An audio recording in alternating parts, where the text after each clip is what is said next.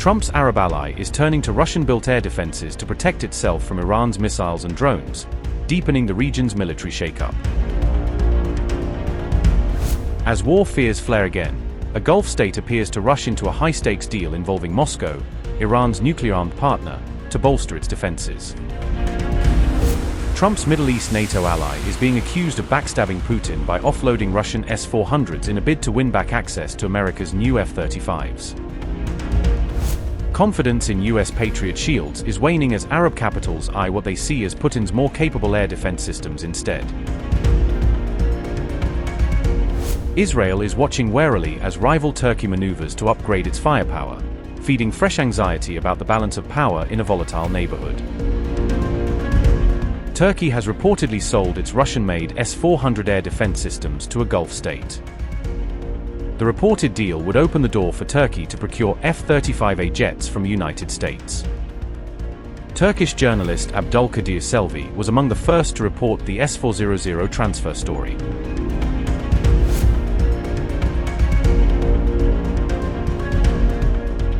Turkey was expelled from the F-35 Joint Strike Fighter program in 2019. The exclusion followed US Qatar sanctions over Ankara's purchase of Russian S-400 batteries. Turkey's S-400s have largely sat in storage due to NATO interoperability and intelligence sharing concerns. Washington has worried that S-400 systems could collect data on Western stealth aircraft signatures.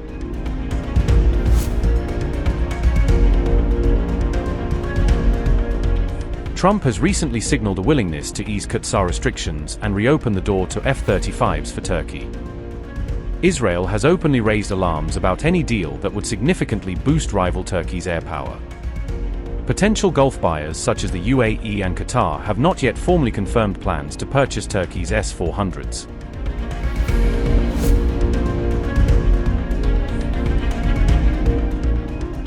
Moscow has acknowledged it is in contact with Turkey over the possible S-400 transfer.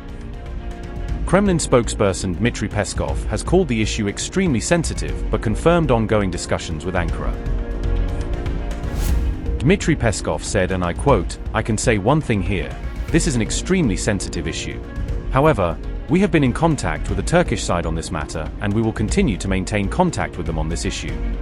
Unquote.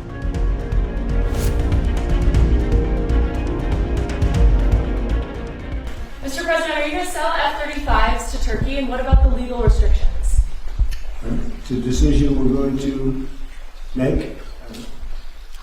We have a very good relationship. I would think that many people, I can tell you, many people, including the people sitting right here, thinks, why wouldn't we do that? We have a better relationship with Turkey, and Turkey's been in many ways much more loyal than other countries that we think would be loyal. So, yeah, something certainly we would consider. It's a great plane. It's the best, currently the best plane by far. And it's certainly something we will consider, yeah. I know, a lot of people don't agree, although I think with time they're starting to. Turkey has been a great ally for us.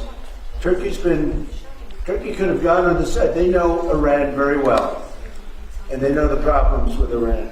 But they've been very instrumental, along with a couple of other countries, of helping. They could have gotten into the fight. And I hear some people saying about their relationship with Israel. They could have gotten into the fight. They're a very powerful military nation. They didn't do that. Maybe they didn't do that because of me. But they could have gotten into the fight on the other side. They are a nation that's been very, very good. And I can speak for myself as president. They've been extraordinary in many ways with respect to our relationship, including trying to end the war with Iran, or whatever you call it. It's not even a war, it's a military operation.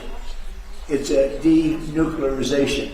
That's really what it is, of Iran, because I don't think he wants to see them have a nuclear weapon either. I'm pretty sure of that. In fact, I'm totally sure of that. Especially regarding Gaza, of course, with my dear friend, by discussing these issues as well, we attach great importance to this leaders' summit to ensure peace in this region. We consider it a good sign for such a decision to emerge from this leaders' summit as well. And I also think that this is possible. We are observing a period where Turkey-U.S. relations are developing. In 2025, during our visit to the United States last year, significant trade agreements were also signed. Regarding Syria, Turkey, the U.S. president said that Turkey is an important actor. Before the new term begins, Mr. Trump also mentioned that he is coming with surprise. We discussed the F-35 and the engines of Khan warplanes. Perhaps it could come up on the agenda. What do you think the surprise could be? Will Turkey be able to get what it wants after today's meetings? Of course, as you know, the F-35 issue is not a new topic for us. And we discussed this with America before. And we received the promise for the 5 aircraft. We received the promise. And Mr. Trump has also made an additional promise to us on this matter. And now, in the meetings we will have at this Leaders Summit regarding the F-35, I know that we have positively tested the promise we previously received from them for the future. And on this matter, Mr. Trump always stands by his word. Here again, hopefully, from this Leaders Summit, good news regarding the F-35. At a time when Holocaust denial, Holocaust distortion, and anti-Semitism are once again spreading across the world, Europe, strengthening Holocaust education is more important than ever. I also want to thank you, Minister, for your strong condemnation of the terrible words by Turkey's foreign minister. Actually, it was hard for me to believe he really said that before I listened myself. We seek peace with our neighbors. We seek peace with Lebanon. Peace must be based on security. Israel has no territorial ambitions in Lebanon. Our presence in the security zone in southern Lebanon is only out of security necessity to keep the communities of northern Israel safe. It is not Israel that is violating Lebanese sovereignty. It is the Iranian terror proxy, Hezbollah, that built a terrorist state within a state. And as long as this terrorist army remains intact, Lebanon cannot exercise its sovereignty or its independence. Not while Hezbollah possesses greater military power than the state itself. The only way for peace and stability, therefore, is through the dismantling of Hezbollah's terror state. Hamas seeks to replicate the Hezbollah model in Gaza. Hamas's latest trick is very simple. It says it will make room for a technocratic government or committee only to save it from disarming. They don't care if others will collect the garbage, provide municipal services, and administer civilian affairs if Hamas will remain the dominant military force in Gaza, maintaining their oppression and control over the Palestinians in Gaza and continuing its jihad against Israel. This country needs a minimal strategic depth. Our insistence on realizing our rights and ensuring our security in this land is not an obstacle to peace. On the contrary, certain European governments are working to impose on the entire EU their obsessive anti-Israeli agenda.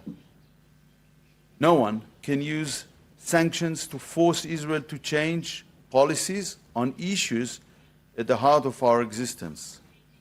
When there are disagreements, and sometimes we have disagreements as friends, they should always be handled through dialogue. I will not make speculation about what President Trump will tell Mr. Erdogan. We made it clear that we oppose to the F-35, to sell F-35 planes to Turkey. The Prime Minister himself told that to President Trump. The United States, first of all, it's critical that Israel, in the region we are living, will maintain its, I would say, quality advantage and